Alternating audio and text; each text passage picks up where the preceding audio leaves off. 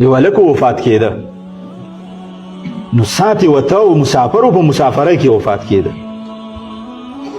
یو کس ورته سر ته ناست و، زنکدن یې و، د ده نه یې تپوس وکړه، وایي په زړه دې څه ارمان دی؟ وایي په زړه باندې مې دوه ارمانونه دي. دې مسافر ورته ووایي دې نوجوان په زړه مې دوه ارمانونه دي.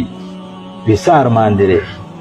یو ارمان مې په زړه باندې دا دی چې کاش په کور کې وې او دا سانه نوتې او د خپلې مور په غېږه کې مې سر پروت وې. یو ارمان مې په زړه دا دی.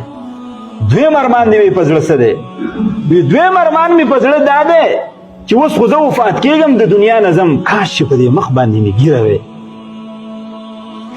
کاش په دې مخ باندې مې ږیره وې، سبا د پیغمبر خوا ته ورغلی وې او د دې ښکلې ږیرې سره ور مخامخ شوی وې،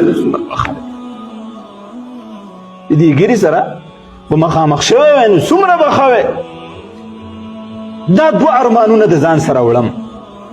ای نوجوانانو، مشرانو، دا ارمانونه به بیا د ځان سره وړو.